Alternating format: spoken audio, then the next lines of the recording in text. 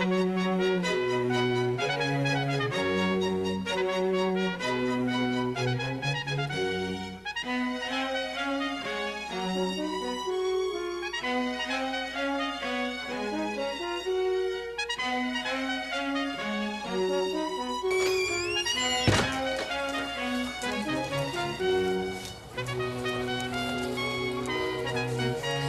anyone like a bone?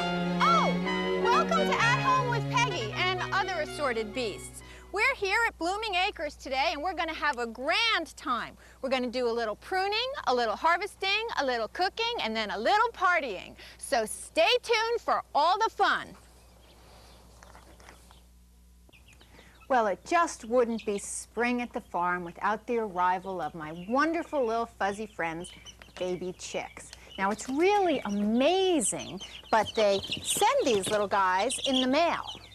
They come in a box about the size of a shoebox, and there's 25 or 26 little babies in that size box. Now, at first you say, oh, no, that's awful. But you have to remember, they just came out of an egg, so that really feels like a lot of room. And they like to hang out together at first, very, very close. So even though it's a small box, you'll find they're all crowded in one end when you open it up. Now, we have a variety of baby chicks here, and you can see this one has a strange little cluster of feathers on the top of its head. Those are going to get longer and fluffier and become quite the hat. Hedda Hopper would approve, I'm sure. Now, this is a crested chicken, and we have a variety of chickens in here, some crested, some with feathers on their legs, and some that even lay, believe it or not, green eggs. So you can see they're all happy in this little box running around, and they have some nice wood shavings on the bottom to keep it clean. And you have to, of course, feed them. Now, one of the things that allows them to be shipped in the mail is that right before they hatch out of the egg, they swallow whatever's left of the yolk. And that means that they can go, if they have to, for up to 3 days without any food and water, providing the environment is fairly comfortable. Now, we don't like to make them wait that long, but that's how come they can do so well being shipped in the mail. But you never know when you're going to get that phone call from the post office and you drop everything to go get your baby chicks. The mailmen usually aren't quite sure what to do with them. So this is peep food, or chick food, and you can see that it has a very tiny grain. It's a starter food that you would give to just very young chicks. The first day they arrive, you sprinkle it on some newspaper so that they can find it.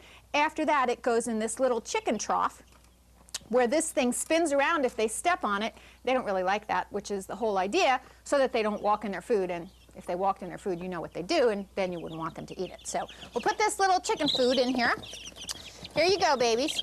Now, this is a chicken waterer, and you can see you can get a fair amount of water in here, and there's a nice little trough on the bottom for them to all go around. And you don't want to put this too close to the edge of the box, because then they can get trapped around it. So you want to put it in the middle, and we put an upside-down pie tin to keep it level. If it's not level, it'll run out, and then that creates all kinds of problems. Now, this is a sample of what goes in there, and you can see it's a interesting shade of sort of yellow-green, but this is called Quick Chick. It's sort of like Gatorade for chickens. It has all the nutrients that they need in it and the electrolytes, so it's you can see it better in here, and it's you make it up fresh just about every day. Now, baby chicks will start laying their eggs probably when they're about 5 or 6 months old, if it's warm enough and the day length is long enough. Now, you can encourage them to lay eggs by giving them light in the winter, but we're not in that much of a hurry to get eggs. We only eat them for ourselves and maybe give them to a few friends, so we don't need an abundance of eggs. And a chicken like this, which is not particularly raised for the production of eggs, will lay an egg about 1 every day and a half during the summer. In the wintertime, it can really slow down, and the colder it is and the darker it is, the less eggs you'll get.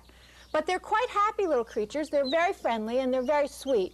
And people think that they're not affectionate or not intelligent, and, well, granted, they're no Einsteins, but they do learn things. They learn how to come in and out of their doors and where their food is and who's their friends and who's not. And they will actually pair up with the chickens that look like them at night when they roost. And as the old saying goes, the chickens always come home to roost. We have some more neat stuff to show you, so you stay tuned, okay?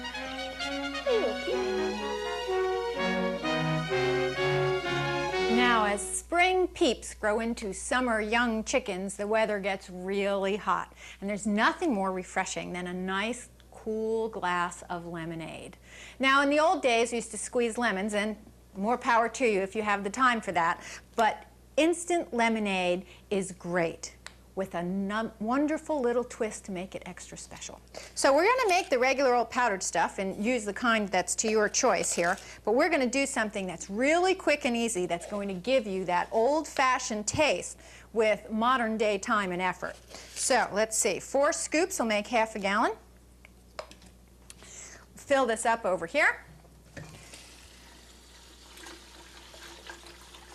And if you happen to have fresh strawberries from the garden, that's great. But I like to save those fresh ones for eating fresh off the vine or chopped up on strawberries, or even better yet, covered in whipped cream.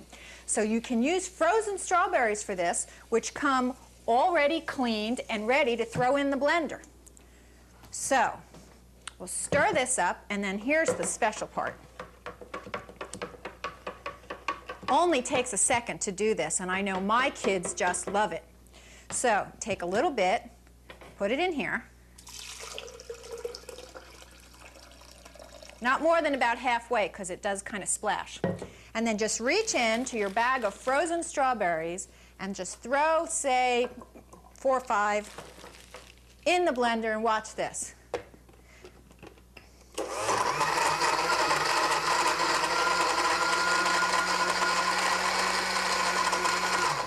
That's all there is to it, and you have instant, real pink lemonade, which is where pink lemonade came from to begin with, made from lemonade and strawberries. So if you don't blend it too long, you still get a few hunks of strawberries in there. Serve it over ice, sit on the porch, put your feet up, and enjoy a summer's day. This collection of butterfly bushes is very interesting. We have a number of varieties, including a yellow one, which is very hard to find. Butterfly bushes bloom on new growth, which means you can prune them very hard in the spring and you'll still get those summer flowers. Now I want you to look at this poor thing. It was a rough winter, and even though we had some very mild temperatures, we also had some very extremely cold temperatures. Butterfly bushes will almost always survive our winters to bring us wonderful flowers in the summertime, but they will die back to varying degrees. Now this depends not only on the variety of butterfly bush, but the severity of the winter. You can see that in the center of this, it has lots of green and is very much alive and will be bringing us lots of flowers later in the summer. But this one is going to have to be pruned severely. You can also see that this bush, while it's probably about 7 feet tall, is one variety in front of another that's a good 3 or 4 feet taller. So it does vary significantly from variety to variety. Now if we look at this bush, again you can see a varietal difference in that this one is green all the way up to the tips. This one did not die back anywhere near as much and must be much more tolerant of the cold weather. Now I want to tell you that I don't like to prune these in the fall for that reason. If you leave all the branches on, then it protects itself to some degree. The outside branches protect the inside branches. That's why it's better to prune them in the spring. Now this is a little late. It's been a little bit of a quirky spring, so we haven't had time to get out here. But one of the nice things about these is you can still prune them because they will put out their flowers after they continue to grow. Not like your lilacs, not like your forsythia. If you prune them in the spring, that's it, your flowers are gone. So there is a number of advantages to these. But if you want them to stay smaller, you can still prune them very hard. You're not limited to only pruning off the dead material. You can prune them pretty much as you want. In fact, if you were really desperate and wanted to keep them small, you could cut them almost down to the ground. It would take a little longer for them to bloom, but they would stay more compact during the season. Now, these are last year's dead flowers. They're pretty ugly and we want to take them off. If you continually prune them during the growing season, not only do you get big, beautiful bouquets of pink and purple and white flowers, but it forces blooms further back. As you can see, there's blooms in different places along the way. Now, the ideal way of pruning these is to prune to a branch that will grow in the direction that you want it to. Now, if we take off these, that's a nice shape. We'll take off this one also.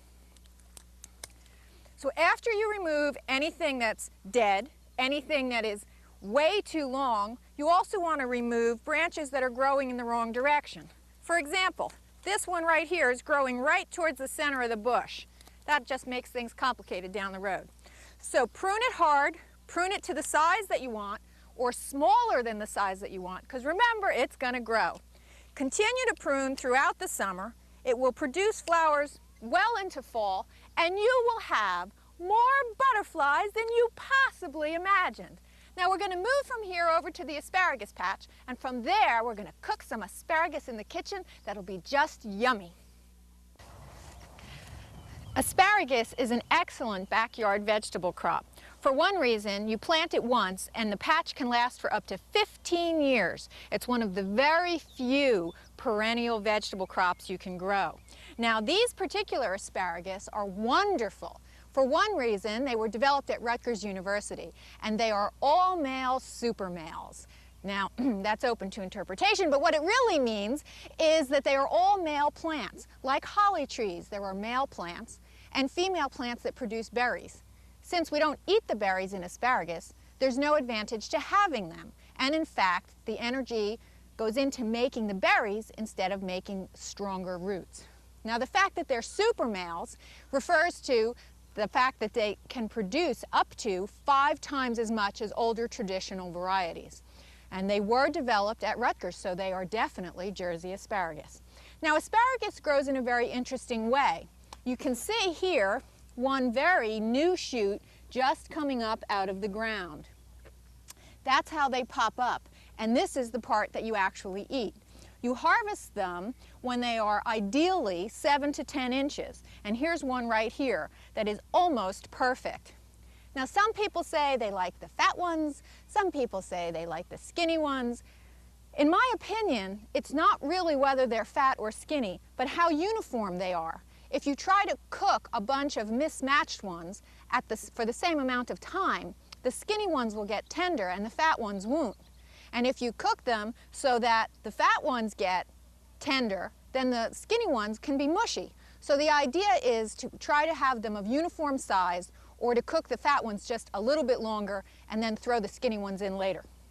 Now, you can harvest them with a tool underground, which I don't happen to have. I've never bothered to get one because it's so easy to do this. And that's how you can harvest them. Now, some people get concerned that when they get this tall and the tip begins to elongate, that it's too late, which is not really the case at all. They're still quite edible. You may not be able to market them for a premium price, but they're still tender and they taste fine. So don't think if they've gotten a little bit past that 10-inch stage that they're no longer edible. What does happen though, eventually, and happened this year rather early because of the week of very hot weather we had, is that they begin to leaf out. When they get to this stage, you want to let them grow on, and they will turn into big, ferny, wonderful plants that look much like your asparagus fern and are in fact related to that very popular houseplant. Now we're going to harvest a few more of these, and then we're going to cook them, and after that we get to eat them. This is asparagus that we just picked from the garden, and it is going to be tender and delicious. There's a couple of tricks though to cooking asparagus. First of all, I like to steam it in just a little bit of water. You can see there's just a tiny bit of water. The asparagus is not even covered in the pan. That's one thing. I've also put the fattest asparagus in there first, and I will cook that for just a minute before I add the skinnier asparagus, so they're all cooked to the same degree of tenderness. Now, one of the things that you want to do when you have asparagus, especially the ones that tend to be white on the bottom, the ones that are white on the bottom have been cut below ground. Now, ours have been snapped, which is a different way of harvesting them. More convenient, but perhaps for some reasons, disease one of them, less practical. If you leave the little stumps in the ground, that's a good opportunity for disease to get into the plant, but just snapping them is so much easier. But when you're getting ready to prepare them, if you bend them, they will snap at the point where they are the most tender. Now, we don't like to totally waste these. In fact, the goats and the pig really like them, so we'll save them for those critters. So we'll put these in here, and we'll finish snapping the rest. You see they all sort of just give at that point where they're most tender. Just a few more here, and these I'm kind of keeping, these are sort of the thinner ones, and we'll put them in just a minute or so after the others have been cooked. Okay, these for the barn critters. We'll put these fatter ones on the stove for just a minute. Okay,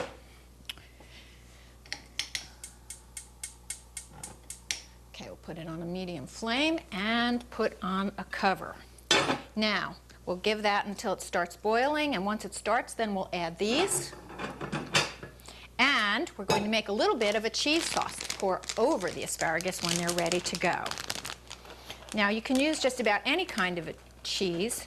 I happen to think that these pre-shredded cheeses are a gift to anybody who has to cook.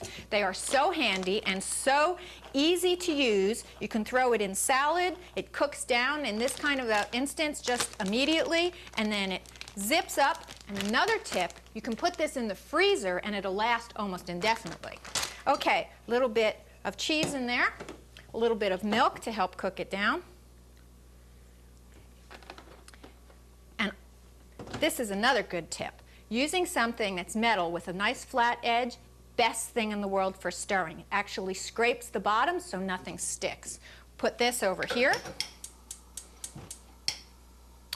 If you want to get really luxurious, you can do this with brie cheese. No calories in that, of course. But that is one of my favorites. So we will cook this, we will cook the asparagus, pour it on top, and that's going to be my lunch. Well, I think these are just about done. They look just scrumptious, and the cheese sauce is just wonderful too, so we'll turn this off. Just give this a bit more, stirring it up so it doesn't stick to the bottom. Get it nice and smooth. Okay. That looks, and it smells wonderful. Okay, that looks just about perfect. We will scoop these out onto this lovely old antique plate. You get some of the best things at garage sales, you know.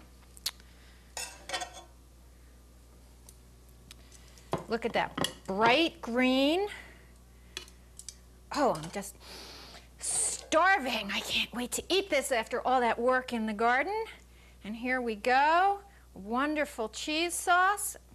And if you think this is good, wait till you see the things that we're going to eat at the Slow Food event. So we'll join you there next.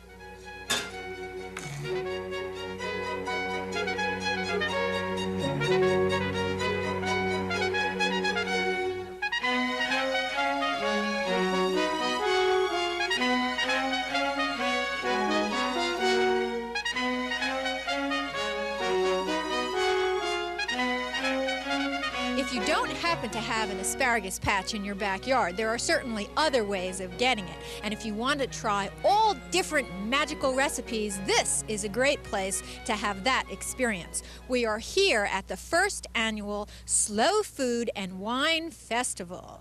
And slow food is in direct opposition to fast food. And we have here the founder of the Central Jersey Slow Food Convivium, chef and restaurateur, Mr. Jim Weaver. Oh, Jim, I'm like, the smells and gone around. We're just getting started too, yeah.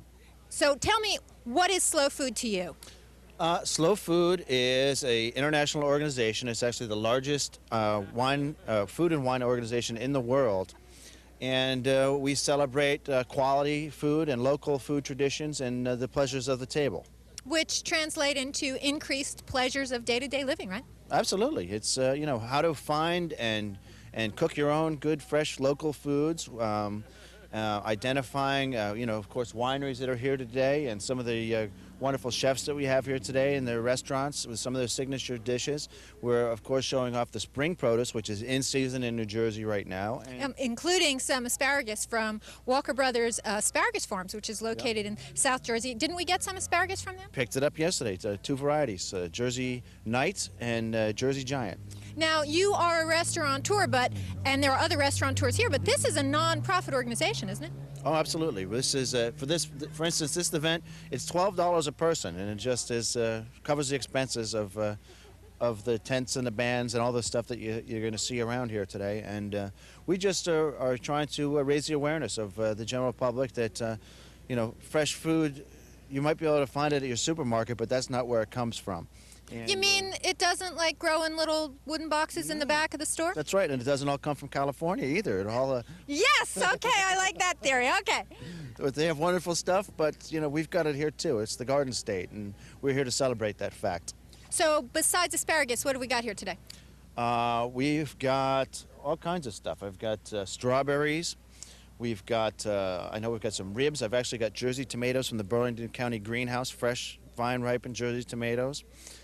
We've got some stuffed cherry tomatoes. We've got somebody has a pea soup.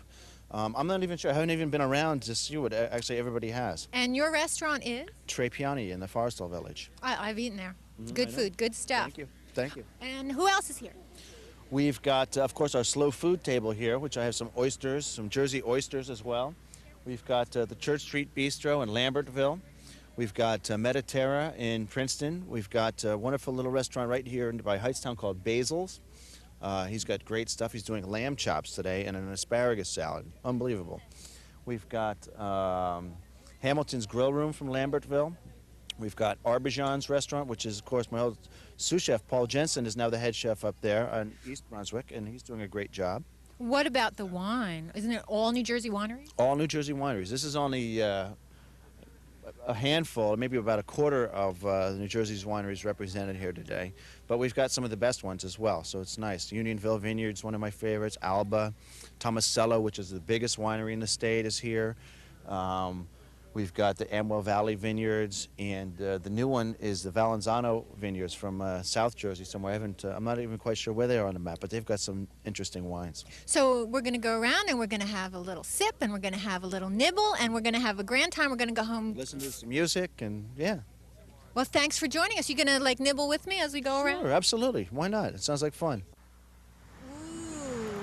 I have Bill Walker with me here from the New Jersey Department of Agriculture, and I've got a whole tray full of Delaware Bay oysters. Tell me about these, Bill. Well, these are, of course, on the nominated to be on the ARC, Slow Food Endangered Species list, being that they're not abundant, they're in short supply, and our oyster industry is coming back after decades of having problems with parasites and things. So we're just trying to get this oyster industry going again. So hasn't both the department and Rutgers University been working on reviving this industry for years now? Very much so, and it's coming around to doing much better, and we hope to, again, popularize these types of foods that are in short supply and trying to help local producers, the fishermen, the farmers. Well, if you keep serving them to me, they're not going to be in short supply. Thanks for the information, Bill. We're very thankful. Those are good. Very good. Those are really good. A food and wine festival would be nothing without the wine, so I'm here visiting the table of Unionville Vineyards with Debbie Hone, and I would like a glass of something simply marvelous. What do we call this? I'm supposed to smell it now, right? Yes. Is that the, you smell, tell me, what are you supposed to smell? Is that a rule? Tell me, sample, yeah, that's, oh, the technique, the little spinning, okay. Smell, spicy. Okay, Cinnamony. and this is where I get to take a sample, right? Sample, taste. Ooh, can I have more? Yes, fill me up. No. We're gonna move on and try some more nibbles and sips as we move along through the Slow Food and Wine Festival. Oh, I'm getting beschwipsed already. You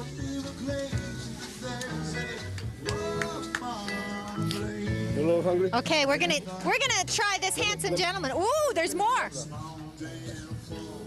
a little polishing we gotta do. What is it? A little polishing. Polishing. There you go. Now you have it. Your turn. Tell me what you think. Okay. That's good.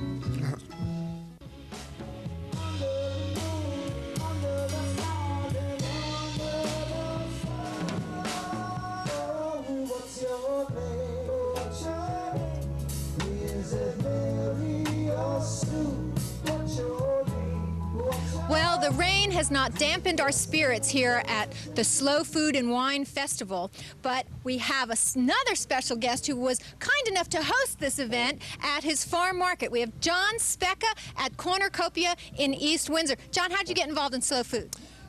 Through yourself, actually, Peggy, when you invited me to one of the slow food meetings. Very interesting. It was something that really tied to my stand because I'm from a farm family and a farm culture, agricultural background, and we were just looking for outlets for our products. And we felt that the Slow Food Organization and the New Jersey Wine Growers Association are two very good groups of people that we can put together and throw a festival. So they bring the whole agricultural community together, and Slow Food helps to support the farmers that are still here in New Jersey, keeping us the Garden State. Yeah, that's right. It does. And your father farms where?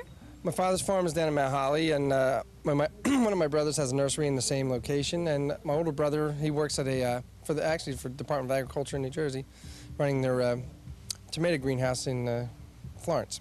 So Slow Food is a great opportunity to really give an alternative marketing and an appreciation for what goes on in New Jersey agriculture, and is going to help keep New Jersey green, right? I hope so. And from the old vegetable farm back home to this beautiful greenhouse, I'm going to come back. Can I come back? I need some of these hanging baskets for blooming acres. Anytime you want. Just bring the truck, okay? We'll see you next time, sometime later in the summer, for Magical Things at Home with Peggy. I wandered around and I finally found somebody who could make Billy true, make Billy blue, and either be glad just to be sad. Thinking of you, some mothers I've seen might never be mean, might never be cross or just try to be boss. You know that wouldn't do, 'cause nobody else gave me this thrill. With all your faults, you know I love you still. It had to be you, the wonderful you. It just had to be a big man.